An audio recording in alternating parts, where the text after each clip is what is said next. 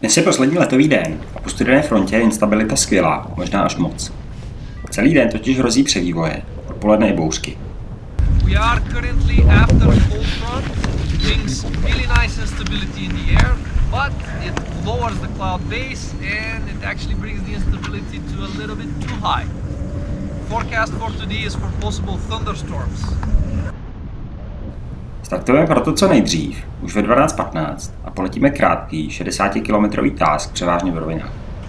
After this point, we're moving to a point on the opposite mountain range. You will see the big town of Isaria, and on the south side of the town there's a small lake cylinder. It should be just on the southwestern side of the lake or close to it. Po startu to nějak zázračně nenosí, základny jsou jen v 18 svech a ani ty se mi nedaří dotočit. Nicméně jsem schopen se držet aspoň 1600 až 1700 až do startovního výstřelu. První otačňák je kousek vpravo od startu. Cestou k němu si pro jistotu trochu doberu a asi o 300 metrů ho přeletím, protože tam vidím další křídla v pěkném stoupáku.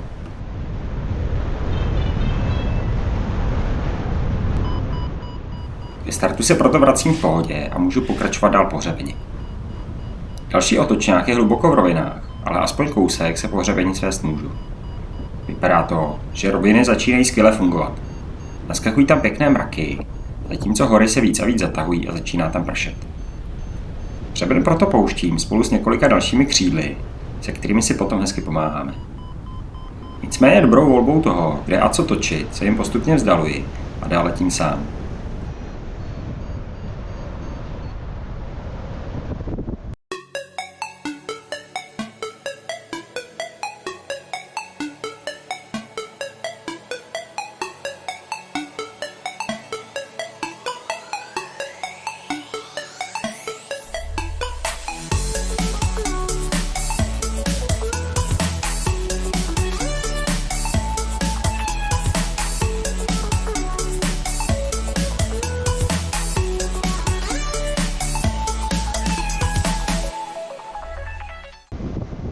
Pořádně se rozsoukalo a na další otočňák, to je skoro přesně proti větru. Ve speedu letím 10 až 15 km/h, na plném 30 až 35. Ale Ostav mám neskutečné štěstí na mraky. Často je to tak, že člověk před sebou vidí pěkný mrak a než k němu doletí, tak se začne rozpadat. Já ale při točení před sebou vidím modrou oblohu a než dotočím, tak se na ní začne přímo před mnou dělat mráček. No, to je něco a jedeme. To se mi líbí, to jsem tady přesně hledal. To jsem přesně hledal tohle to jadírko. Točení stoupáku mě hodně snáší, prav navíc možná profukuje trochu víc, ale stejně si radši držím výšku.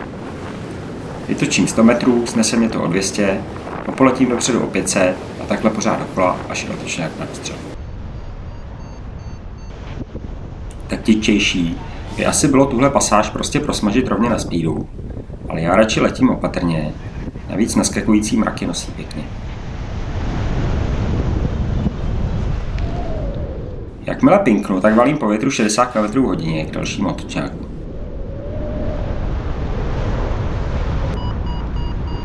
Ty vole. Vytočím 2500 metrů nad mořem, ale trochu to přeženu. Sice ještě nejsem v mraku, ale mrak je po mé trase, takže si musím trochu se spirálovat dolů. To ještě nevím, co mě čeká za pár minut.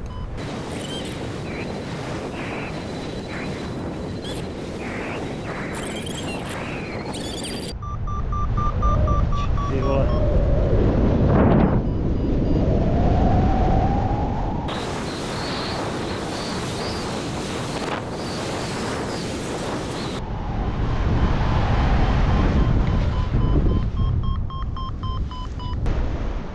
Pouze před sebou vidím uhodit blesk a chvíli na to je task zastaven.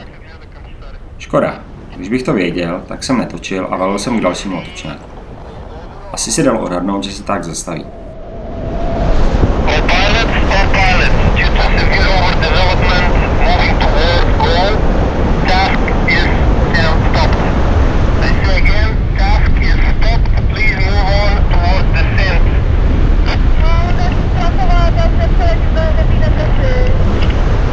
piči, ty vole. Members, please retranslate the message. Task is stopped. I say again, task is stopped. All pilots are to land and report as soon as possible.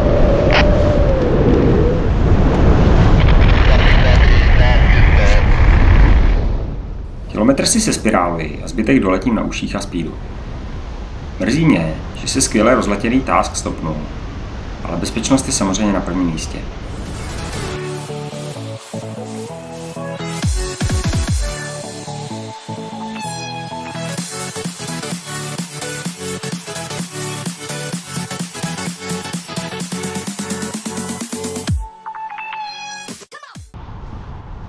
Pasáž zpátky proti větru by byla náročná, ale těch 10 km k dalšímu otočňáku bych měl zadarmo.